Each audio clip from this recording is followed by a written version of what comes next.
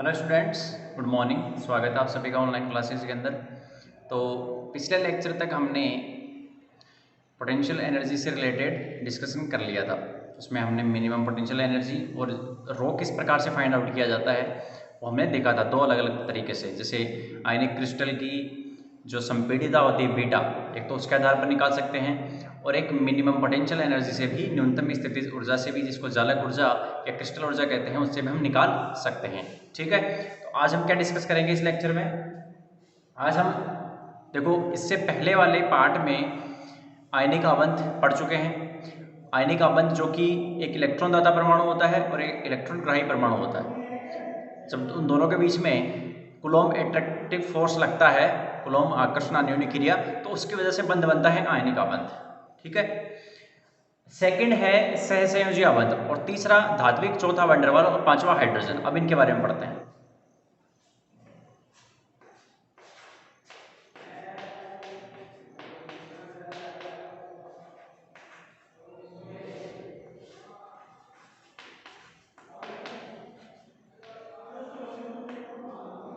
सहसंयोजक आबंध, कोवेलेंट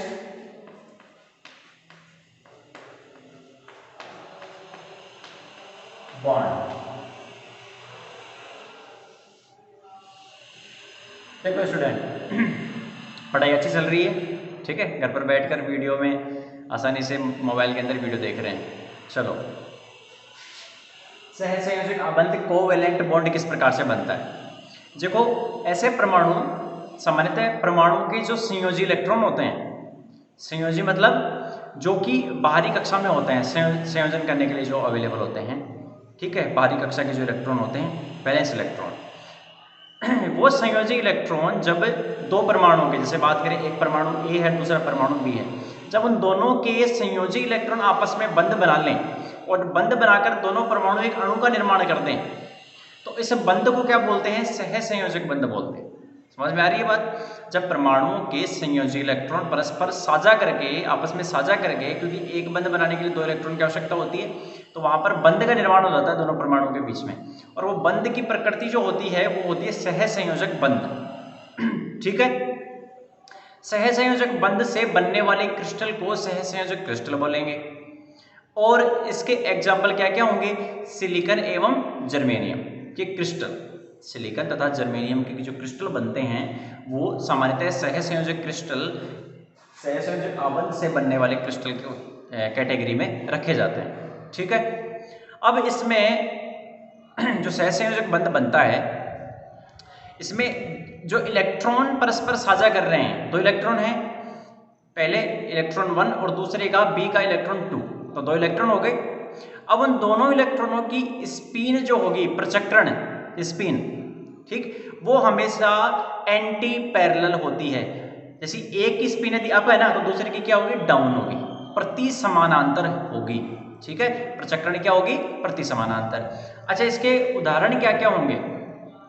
देखो, यदि हम बात करें जो स्थायी सहसंयोजक आबंध कहाँ पाया जाता है स्थायी, तो सामान्यतः अधातुओं के मध्य पाया जाता है, जैसे carbon, nitrogen, oxygen, fluorine, chlorine. इनसे जो इन परमाणु, जहाँ पर ये परमाणु सम्मिलित होंगे, वहाँ पर क्या बनेगा? सहसंयोजक स्थायी आबंध बनेगा। और प्रबल कहाँ पर बनता है? प्रबल वहाँ बनता है जिनकी ऑर्बिटल, जिनका कक्षक अर्धपूरित हो, हाफ फिल्ड हो, ठीक है, हाफ फिल्ड हो, अर्धपूरित हो। तो ये जो पॉइंट मैंने बोले हैं इनको लिख लेते हैं।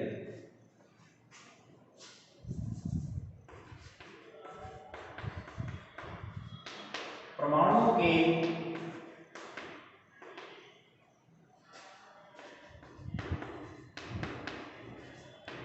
संयोजी इलेक्ट्रॉन परस्पर साझा करके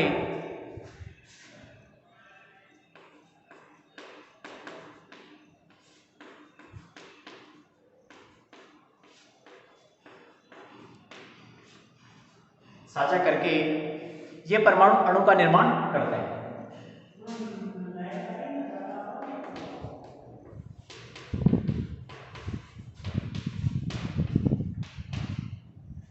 क्योंकि दो परमाणु जब बंध बनाएंगे तो क्या बनेगा? अणु बनेगा। परस्पर ये परमाणु अणु का निर्माण करते हैं।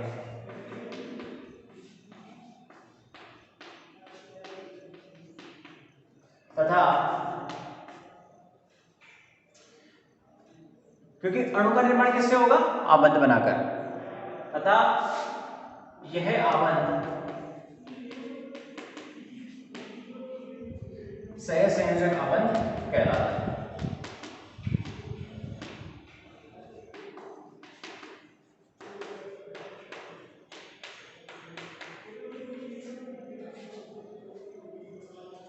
परमाणुओं के संयोजी इलेक्ट्रॉन परस्पर साझा करके आबंध बनाते हैं और ये परमाणु,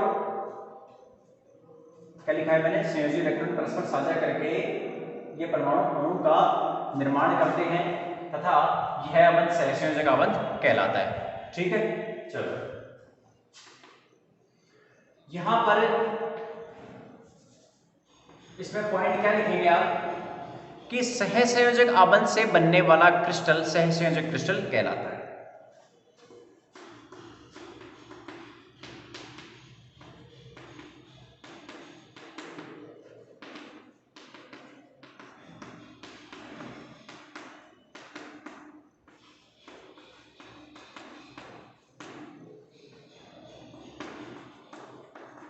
सहसंयोजक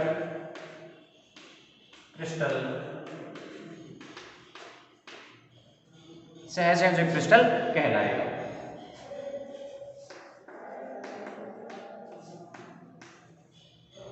उदाहरण के लिए सिलिकॉन और जर्मेनियम के क्रिस्टल, इनके जो क्रिस्टल बनेंगे वो क्या करेंगे? सहसंयोजक क्रिस्टल कहलाते हैं। यानी इससे सहसंयोजक बंध में होता क्या है? तो परमाणुओं के, जैसा कि मैंने समझाया, उनके संयोजी इलेक्ट्रॉन परस्पर साझा करते हैं और वो किसी एक बंध का निर्माण करते हैं। जैसे इस प्रकार से बनाते हैं, ये परमाणु है और यहां पर इसका क्या है? संयोजी इलेक्ट्रॉन। ठीक है, और यहां पर दूसरे का है इलेक्ट्रॉन।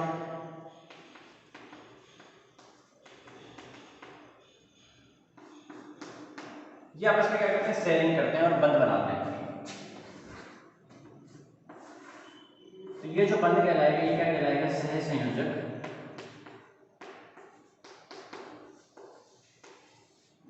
आबंध। ये कोवैलेंट बॉन्ड कहलाएगा। सिंपल, जब दो इलेक्ट्रॉन यहाँ पर क्या करेंगे? शेयर हो जाएंगे और एक बंध का निर्माण कर लेंगे। और ठीक है बच्चों, अब इसमें जो आगे वाला पॉइंट है वो लिखो, तीसरा पॉइंट। सहसंयोजक आबंध में परस्पर साझा होने वाले इलेक्ट्रॉनों की प्रचक्रण प्रति समानांतर होती है।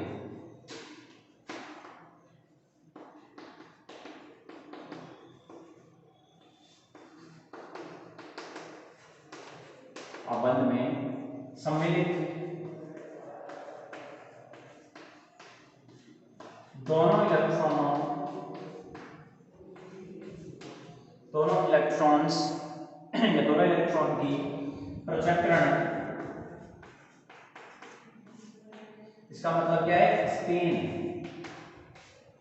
ठीक है, स्पिन क्या होता है? कोई भी पार्टिकल होता है, इलेक्ट्रॉन क्या है?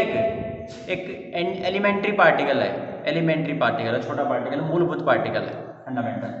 तो उस इलेक्ट्रॉन की, एलिमेंट्री पार्टिकल की स्पिन का मतलब है कि उसका एक इंट्रिंसिक प्रॉपर्टी होती है, स्पिन, नैज गुण होता है।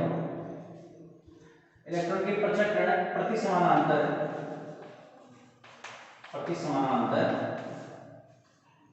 समानांतर होती है। ठीक है, तो ये पॉइंट लिखेंगे।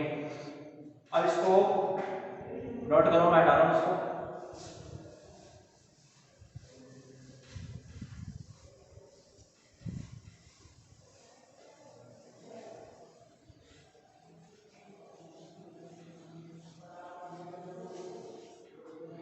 जैसा कि मैंने बताया कि स्थायी जो सहसंयोजक आबंध बनता है वो कहां बनता है? लिख रहा हूं, उसको लिखना।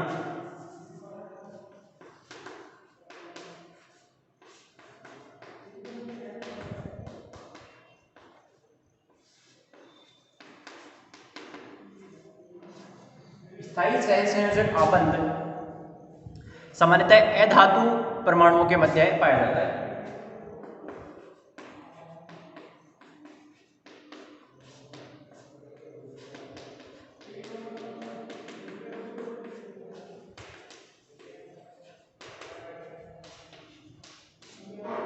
पाया जाता है।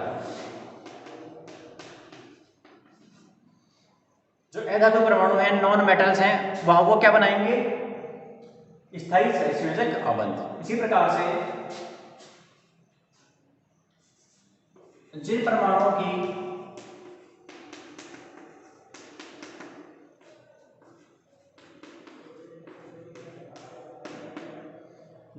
का कक्षक ऑर्बिटल ऑर्बिट अर्धपूरित हो,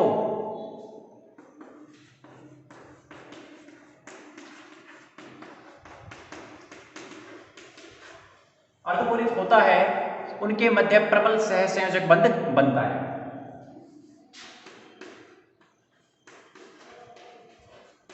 उनके मध्य प्रबल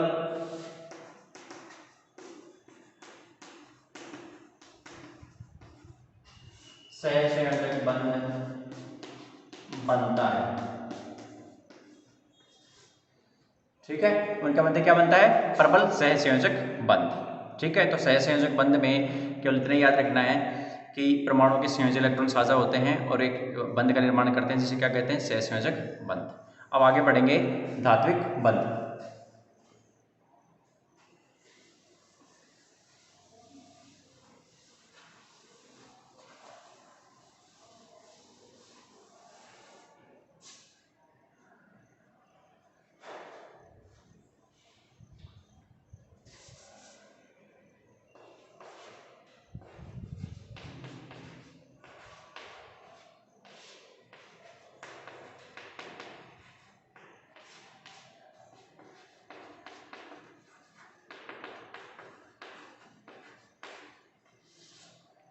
मेटेलिक बॉन्ड। मेटेलिक बॉन्ड कहाँ किस प्रकार से बनता है? देखिए, धातुओं में क्या होता है? धातुओं में जो इनका संयोजी इलेक्ट्रॉन है वो नाभिक से शीतलबद्ध होता है। वैलेंस इलेक्ट्रॉन क्या होता है? फ्री होता है मूव करने के लिए। तो जब धातुओं से जो क्रिस्टल बनेगा, उस क्रिस्टल की एक प्रॉपर्टी होती है कि उस क्रिस्टल के अंदर जो संयोजी इलेक्ट्रॉन है वो केवल एक परमाणु से बंध केवल ना बंध के, ऐसा नहीं है कि उसमें एक परमाणु से बन जाएगा, वो इलेक्ट्रॉन जो संयोजी इलेक्ट्रॉन है वो एक परमाणु से ना बंध कर क्रिस्टल में जो उस क्रिस्टल के अन्य परमाणु हैं उनसे भी क्या करता है? स्वतंत्र रूप से भ्रमण करता रहता है। तो इस प्रक्रिया में क्या करता है? यदि अपन देखें, एक परमाणु से यदि एक इलेक्ट्रॉन भी हम स्वतंत्र माने तो मटेरियल के अंदर, पदार्थ में 10⁻28 प्रति घन मीटर, ठीक है, पर मीटर क्यूब में 10⁻28 इलेक्ट्रॉन अपने को फ्री मिलते हैं, फ्री इलेक्ट्रॉन, मुक्त इलेक्ट्रॉन। तो इतने सारे इलेक्ट्रॉन मिलकर क्या कहलाते हैं? ये जो इलेक्ट्रॉन मिलते हैं इतने सारे, ये एक इलेक्ट्रॉन गैस की तरह, एक इलेक्ट्रॉन क्लाउड की तरह, कि जैसे इलेक्ट्रॉन गैस हो उसकी तरह व्यवहार करते हैं, जिसे बोलते हैं मुक्त इलेक्ट्रॉन गैस। ये हम पढ़ेंगे आगे, फ्री इलेक्ट्रॉन थ्योरी, मुक्त इलेक्ट्रॉन गैस सिद्धांत, जो कि यही कहता है कि ये बहुत सारे इलेक्ट्रॉन होते हैं वो क्लाउड बना देते हैं इलेक्ट्रॉन्स का। ठीक है, कोई भी क्रिस्टल का एग्जांपल ले सकते हैं। ये समझने के लिए मान लो कि इस प्रकार से आपके पास मेटल है, ये उस मेटल का क्रिस्टल है, तो इसके अंदर ये मान लो कि इस प्रकार से है,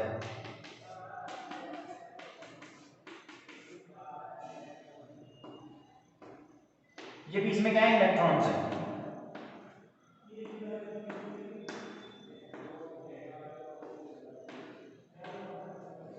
ये तो क्या है? धनात्मक आयन है, और बीच में क्या है? अब यहां पर ये इलेक्ट्रॉन, ऐसा नहीं है कि ये इलेक्ट्रॉन इसी से बंधा हुआ है, ये इसको भी क्या कर सकता है?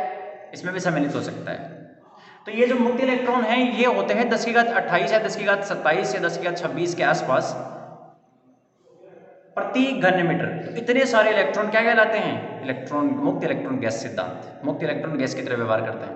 अब ये जो मुक्त इलेक्ट्रॉन है, ये मुक्त इलेक्ट्रॉन जब धनात्मक आयन से आकर्षण अन्योन्य क्रिया, क्योंकि एक नेगेटिव है एक पॉजिटिव है, ऑब्वियसली क्या होगा? आकर्षण होगा।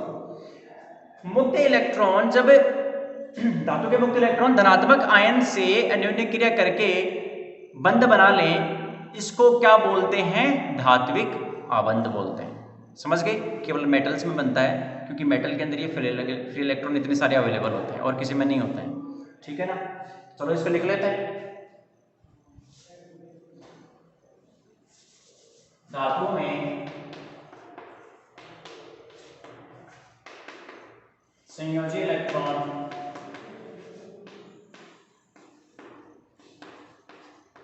नाभिक से लूजली बाउंड होता है, शिथिलबद्ध होता है।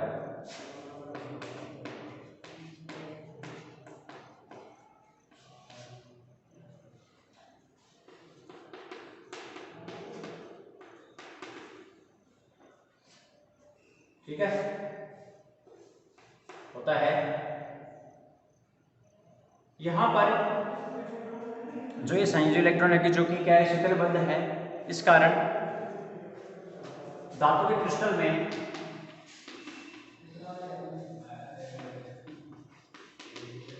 धातु क्रिस्टल में यह संयोजी इलेक्ट्रॉन एक परमाणु से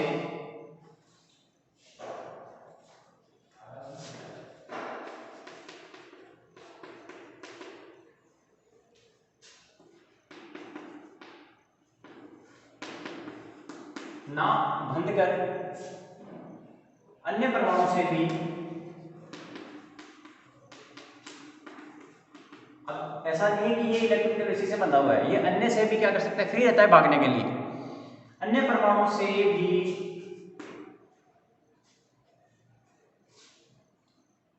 स्वतंत्र भ्रमण कर सकता है। ठीक है, अन्य परमाणु में भी क्या कर सकता है, स्वतंत्र भाग सकता है इधर उधर घूमने के लिए। ठीक है, फ्री है ये बिल्कुल। तो इस प्रक्रिया में क्या होगा, जब ये फ्री है तो यहां पर यदि हम एक परमाणु में एक इलेक्ट्रॉन यदि मान के चलें, वैसे ज्यादा ही होंगे, एक से ज्यादा, इस प्रकार यदि इसको बाद में बनाना है, अभी नहीं बनाना है, एक परमाणु से एक इलेक्ट्रॉन मुक्त हो तो कुल मुक्त इलेक्ट्रॉन लगभग 10⁻28 प्रति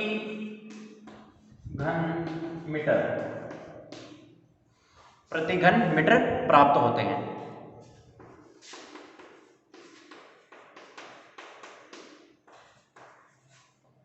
इस प्रकार क्रिस्टल में बहुत सारे मुक्त इलेक्ट्रॉन एक इलेक्ट्रॉन गैस की तरह व्यवहार करते हैं। इस प्रकार धातु क्रिस्टल में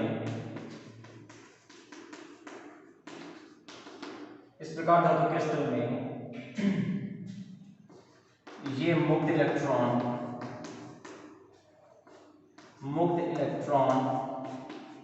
गैस की तरह, अब इस इलेक्ट्रॉन को आप हिंदी में लिखना, इलेक्ट्रॉन पूरा वर्ड, मुक्त इलेक्ट्रॉन गैस की तरह व्यवहार करते हैं। ठीक है, मुक्त इलेक्ट्रॉन गैस की तरह व्यवहार करते हैं, फ्री इलेक्ट्रॉन गैस। अब इसमें क्या होगा, मुक्त इलेक्ट्रॉन जब धातु के धनात्मक आयन से अन्योन्य क्रिया करके आबंध बनाता है तो इसे धात्विक आबंध कहा जाता है। मुक्त इलेक्ट्रॉन जब धातु के धनात्मक आयन से अन्योन्य क्रिया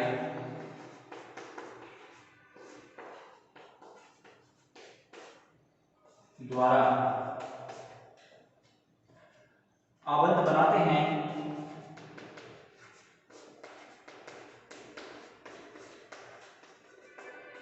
तो यह आबंध,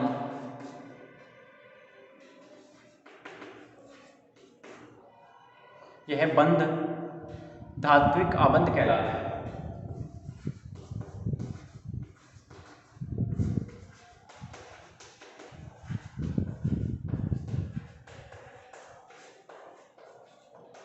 और ध्यान रखना ये दुर्बल बंध होता है। क्या होता है? दुर्बल धात्विक बंध होता है।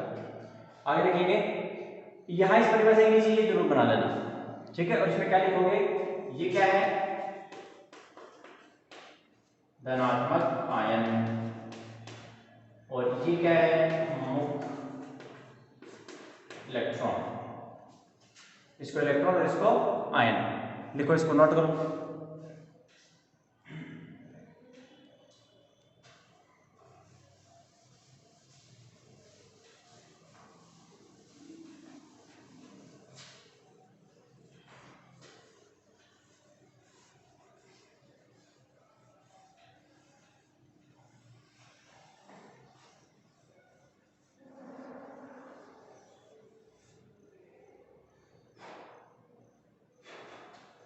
इसमें यहां पर लिख रहे हैं धात्विक आबंध की प्रकृति दुर्बल होती है।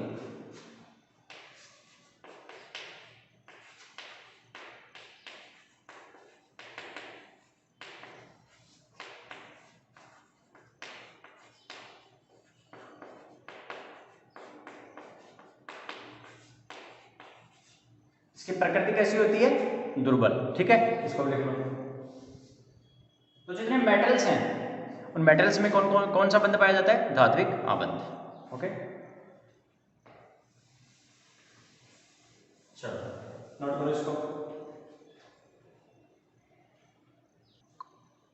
नोट कर लिया। अब इसके बाद में जो तीसरा अपना बंध है, चौथा, ठीक है, तीसरा हो गया धात्विक। चौथा जो बंध है वो है वंडरवॉल बॉन्ड।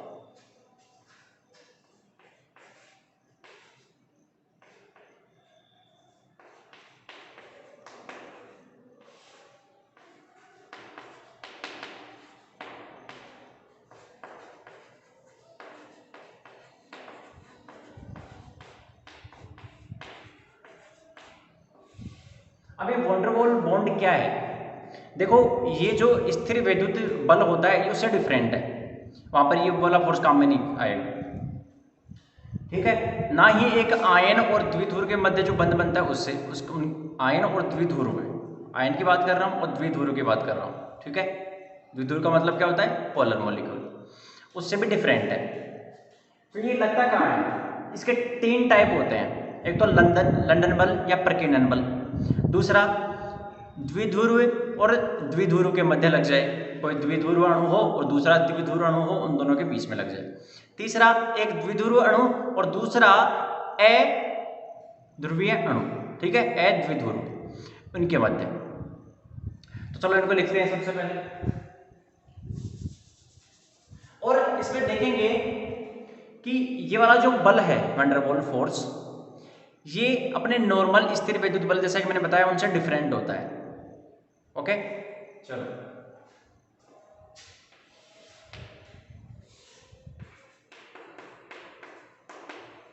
वंडरवॉल बल स्थिर वैद्युत बल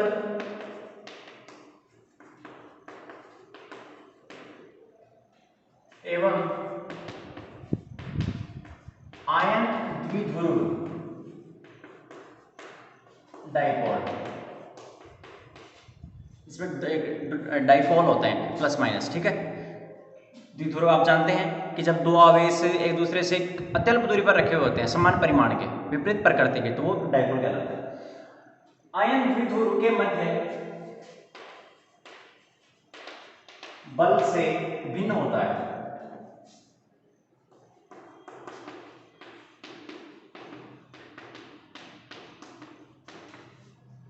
समझेंगे अच्छी तरह से कि वंडरवॉल फोर्स क्या होता है, वंडरवॉल आबंध किस प्रकार से बनता है, बिल्कुल अच्छे से समझेंगे। लेकिन पहले ये डिसाइड कर लेते हैं कि ये जो अपन ने पढ़े हैं अभी तक, स्थिर वैद्युत बल, इलेक्ट्रोस्टैटिक फोर्स, कूलॉम वाला, उससे डिफरेंट है, ठीक है। कूलॉम कहाँ लगता है? प्लस माइनस चार्ज के बीच में। अब देखो, यह आबंध 3 प्रकार का होता है। कौन कौन से हैं? सबसे पहले जो इसमें है वो है,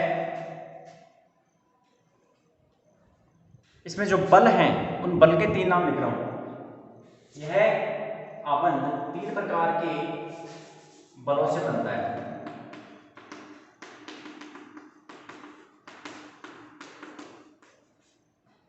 ठीक है,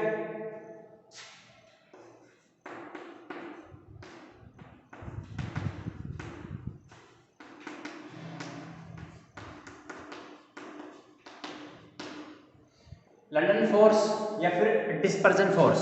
प्रकीर्णन का मतलब क्या होता है? डिस्पर्जन। दूसरा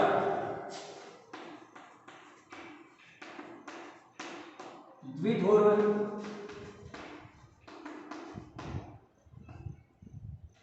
द्विध्रुव बल। और तीसरा जो इसमें है वो है द्विध्रुव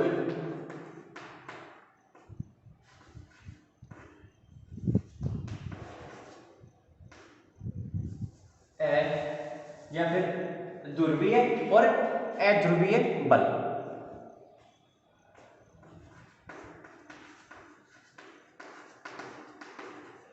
ठीक है, नोट कर लेना। ठीक, नोट कर लिया। लंदन बल या प्रकीर्णन बल, द्विध्रुव बल 3 प्रकार के वंडरवॉल फोर्स होते हैं। द्विध्रुव और प्रेरित द्विध्रुव। यहाँ पर क्या लिखा हमने? अध्रुवीय। ठीक, इसको लिखो कि या तो द्विध्रुव का मतलब क्या होता है कि जिसमें डाइपोल बने, और अध्रुवीय तो कुछ होता ही नहीं है, अध्रुवीय का मतलब कुछ नहीं है। दूसरा होता है कि प्रेरित द्विध्रुव हो जाए। किस प्रकार से? कि एक डाइपोल हो और अपने पास एक उदासीन परमाणु हो, वो उसको प्रेरित कर दे उसमें। ठीक है, तो इसको लिखो द्विध्रुव और प्रेरित द्विध्रुव बल, यानी डाइपोल और इंड्यूस्ड डाइपोल फोर्स। अब इसमें जो आज हम पढ़ेंगे ये पढ़ेंगे अभी। ठीक है, और इसमें जो 2 वाले पार्ट हैं, द्विध्रुव और द्विध्रुव प्रेरित द्विध्रुव, उनको नेक्स्ट लेक्चर में कंसिडर कर लेंगे। चलो,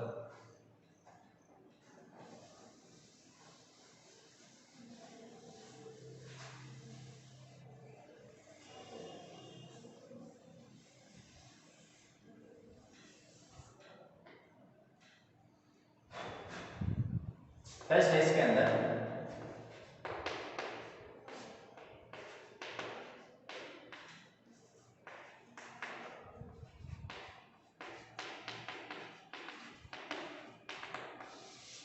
ये लंदन फोर्स या प्रकीर्णन, जो डिस्पर्सन फोर्स है, ये कहाँ लगता है? देखो, ये लगता है जो कि जिनके अंदर डाइपोल मोमेंट नहीं होता है। ठीक है, जिनमें डाइपोल मोमेंट नहीं होता है उनमें क्या होता है कि उनको हम कह सकते हैं अध्रुवीय। ठीक, तो जो अध्रुवीय अणु हैं उनमें यहाँ पर बन सकता है। किस प्रकार से बनेगा? टेम्परेरी बनता है, कम टाइम के लिए। किस प्रकार से बन सकता है कि देखो, नॉर्मली परमाणुओं के जो इलेक्ट्रॉन अब्र हैं किसी भी परमाणु के, यदि इसका आवेश इलेक्ट्रॉन आवेश अब्र यानी इलेक्ट्रॉन चार्ज क्लाउड, इलेक्ट्रॉन आवेश अब्र, वो यदि सममित है, सिमेट्री है यदि उसमें, ठीक है, सिमेट्री का मतलब जहां पॉजिटिव का सेंटर है वहीं नेगेटिव का सेंटर हो जाए, जहां पॉजिटिव का सेंटर है वहीं नेगेटिव का सेंटर हो जाए, तो ऐसे अणुओं को हम क्या बोलते हैं? Non polar molecule. या फिर जैसे कोई भी जो अणु होगा उसको क्या बोलेंगे? उसको नॉन पोलर मॉलिक्यूल बोलते हैं, अध्रुवीय अणु। ठीक है, तो अध्रुवीय अणु में क्या होता है कि ऋणावेश और धनावेश का केंद्र एक ही जगह होता है, एक दूसरे से दूरी पर नहीं होगा। एक दूसरे से दूरी पर होगा तो वो बन जाएगा डाइपोल। ठीक है, ध्रुवीय अणु बन जाएगा। परमाणु में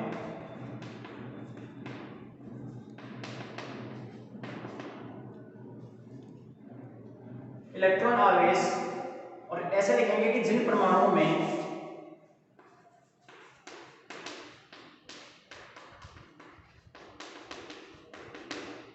जिन परमाणुओं में इलेक्ट्रॉन आवेश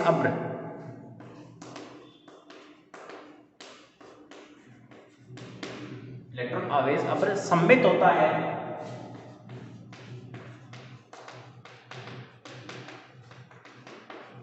वे अध्रुवीय कहलाते हैं, अध्रुवीय अणुओं का निर्माण करते हैं।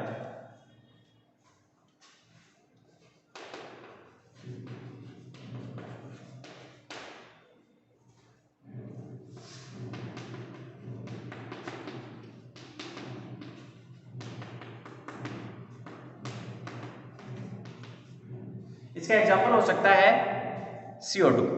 तो CO2 मॉलिक्यूल है, कार्बन डाइऑक्साइड, वो नॉन पोलर होता है, ठीक है, अध्रुवीय अणुओं का निर्माण करते हैं। तो फिर बनेगा किस प्रकार से, इसमें बंध कैसा बनेगा? जो यहाँ पर अपन ले रहे हैं कौन सा है ये, लंदन बल। तो लंदन फोर्स क्या होता है, कहाँ लगता है, और इसमें वंडरवॉल अबंध किस प्रकार से बनता है? देखो, यदि आपके पास दो परमाणु इस प्रकार से A और B,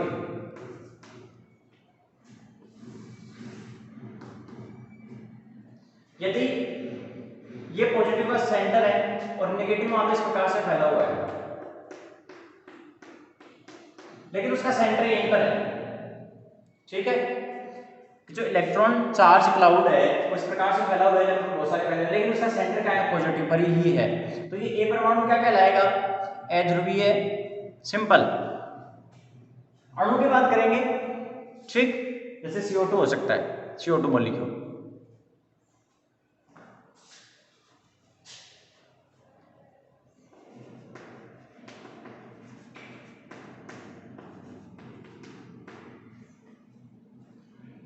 समझ गए, यह अध्रुवीय परमाणु, और इसमें भी क्या होगा,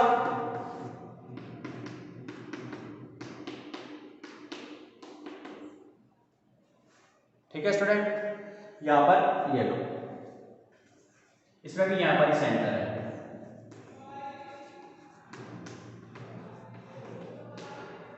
लेकिन कंडीशन क्या हो जाए कि यहां पर इस जो इसकी बात कर रहे हैं A की, इसमें इंस्टेंटेनियस तात्क्षणिक रूप से कुछ जो चार्ज है, नेगेटिव वाला चार्ज थोड़ा सा डिस्प्लेस हो जाए कुछ टाइम के लिए, तो फिर क्या हो जाएगा, पॉजिटिव और नेगेटिव का सेंटर बदल जाएगा, ठीक, इस प्रकार से आ जाएगा कि यहां पर तो पॉजिटिव आ जाए और नेगेटिव इस प्रकार से,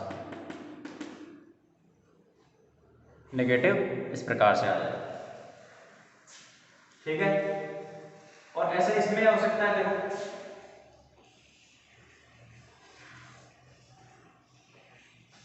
तब क्या होगा, ये जो आपका अणु है, ठीक, अब इस अणु में क्या होगा, केवल इसकी बात कर रहे हैं A की, कि जो अध्रुवीय अणु A है उसमें कुछ टाइम के लिए तात्क्षणिक रूप से इस प्रकार की प्रक्रिया हुई है कि उसमें पॉजिटिव और नेगेटिव चार्ज के सेंटर अलग अलग हो गए, मतलब ये क्या हो गया, कुछ टाइम के लिए तात्क्षणिक रूप से, तात्क्षणिक क्या हो गया, ध्रुवीय अणु बन गया, ये पोलर हो गया।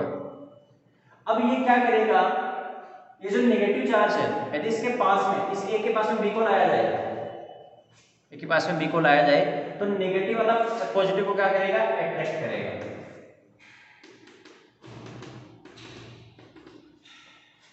ठीक है। उस कंडीशन में A का जो ऋणावेशित सिरा है वो B के धनावेशित सिरे के साथ क्या बनाएगा, बंध बनाएगा। A का ऋणावेशित सिरा B के यहां पर क्या बनाएगा, एक बंध का निर्माण करता है, और इसको क्या बोलते हैं, लंदन फोर्स बोलते हैं, डिस्पर्जन फोर्स बोलते हैं, और यहाँ पर जो बंध बनता है वो वंडरवॉल बंध होता है, ठीक है।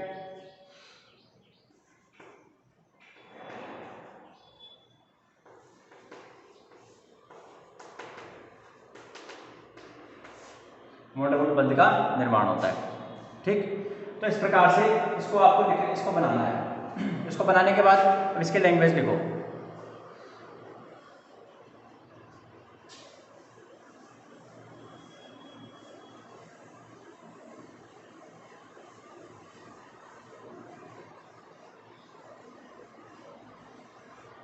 देखो इसकी लैंग्वेज, क्लियर नोट। अब इसके लैंग्वेज में लिखता हूं कि हमने दो अणु लिए थे ए और बी, और उस पहले अवस्था में क्या था कि सिमेट्री थी, सममितता थी, लेकिन बाद में क्या हो गया कि परमाणु ए, परमाणु भी लिख सकते हो या अणु भी लिख सकते हो, कोई दिक्कत नहीं है, परमाणु ए, लेकिन यहाँ पर हमने क्या लिखा है, यदि आपने अणु ए लिखा है तो आप अणु लिखना, जहां जहां मैं परमाणु लिखूं, और परमाणु लिखा है तो कोई दिक्कत नहीं, ठीक है। यदि अणु ए का किसी समय, यदि अणु ए का किसी समय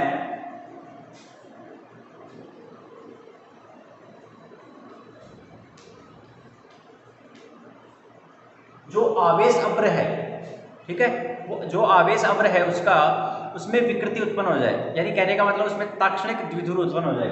यदि अणु ए का किसी समय ताक्षणिक द्विध्रुव बनता है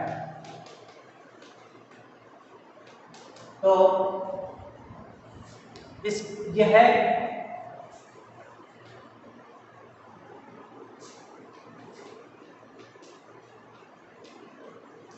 ताक्षणिक द्विध्रुव, ये जो डाइपोल है कैसा है, इंस्टेंटेनियस,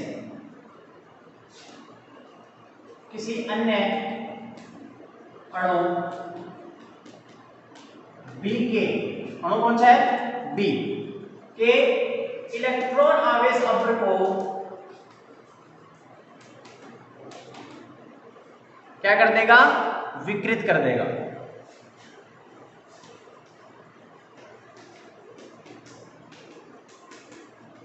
देता है, जिस कारण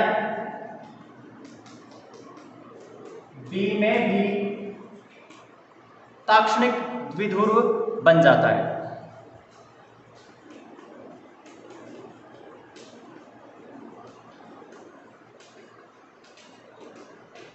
बन जाता है।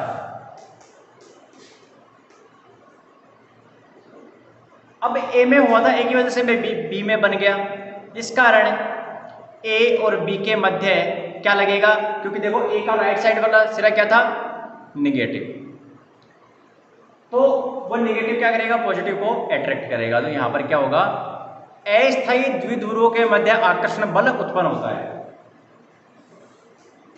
इस प्रकार अस्थायी द्विध्रुवों के मध्य, अस्थायी द्विध्रुवों के मध्य लगने वाले आकर्षण बल, अस्थायी द्विध्रुवों के मध्य लगने वाले आकर्षण बल को लंदन बल कहते हैं।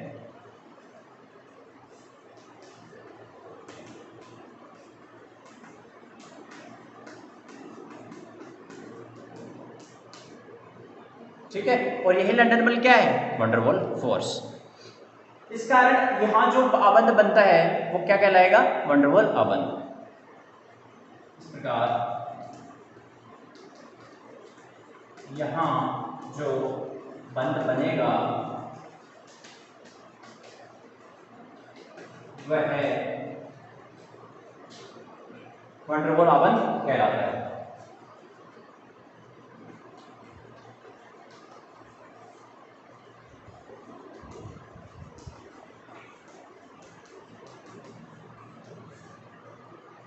ठीक है स्टूडेंट, तो हमने पहला तो पढ़ लिया है लंदन फोर्स या डिस्पर्जन फोर्स किस प्रकार से काम करता है, अध्रुवीय अणुओं या परमाणुओं के मध्य काम करता है, जो नॉन पोलर होते हैं, जिनमें सममितता होती है, क्योंकि जब सिमेट्री होगी तो होगा क्या कि उसका जो डाइपोल मोमेंट है, द्विध्रुव आघूर्ण, वो शून्य होता है, और उसके जीरो होने की वजह से ये सारा काम यहाँ पर होता है।